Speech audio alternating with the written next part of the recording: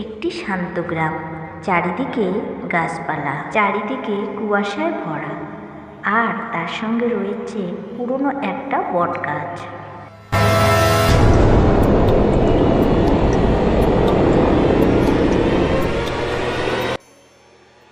অনিক সে রাত্রিবেলা বন্ধুর বাড়ির থেকে ফিরছে। রাস্তা ফাঁকা, চারিদিকে অন্ধকার, আর সঙ্গে বজ্রপাত আর প্রচুর পরিমাণে হাওয়া।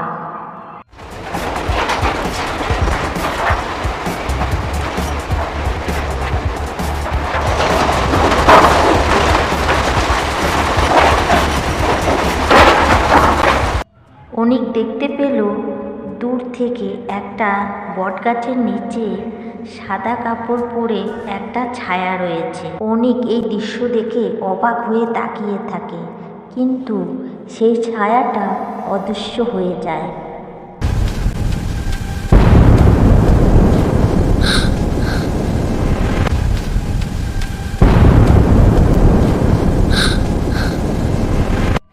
অনিক এই দৃশ্য দেখে ভীষণভাবে ভয় পেয়ে গেল। সে আর কোনো চিন্তা ভাবনা না করে সে বাড়ির দিকে দৌড় দিল, কিন্তু অনিকের চোখে মুখে ছিল আতঙ্কে ভরা।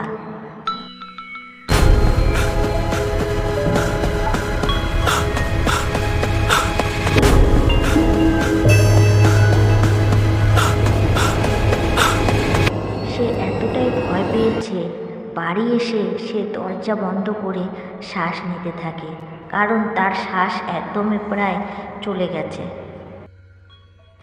পরের দিন সকালবেলা অনিক তার দাদুকে এইসব ভয়ানক কথা বলল।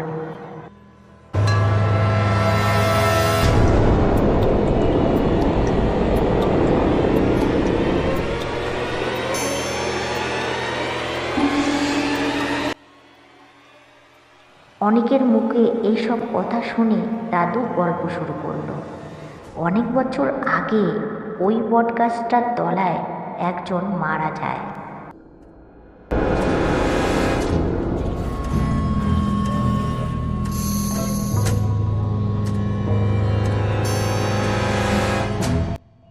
রাত বাজে 12টা।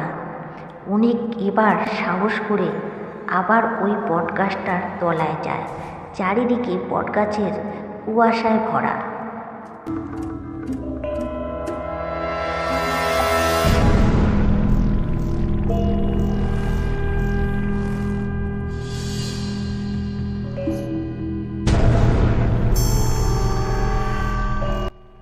কিছুক্ষণ পরে একটা ভূত পিছন থেকে ধীরে ধীরে বের হয়ে আসে। চোখগুলো জ্বলজ্বল করছে, সাদা কাপড় পরে।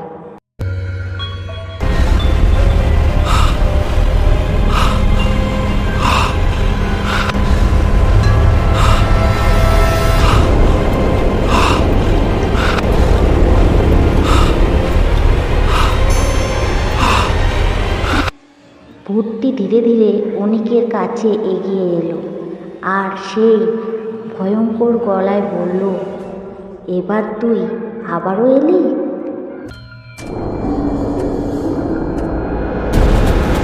ওটা কি? না, তুলে দেখো! ওটা কি? না, তুলে দেখো! ওটা কি? না, তুলে দেখো! অনিক এবার ভীষণ ভয় পায়, আর তারপরে অনিক দৌড়ানো চালু করে। পিছনে ভূতের ছায়া।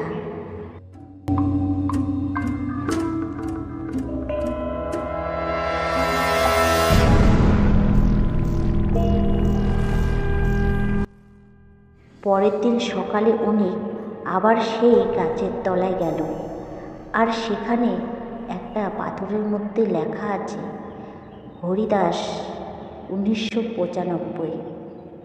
হরিদাস কি আবারও ফিরে এলো?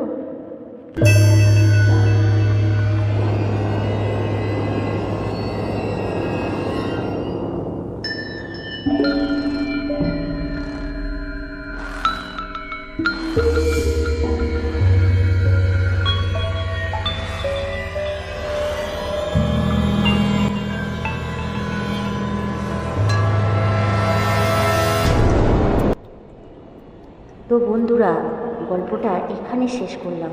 কেমন লাগলো গল্পটা অবশ্যই কমেন্ট করে জানাবে।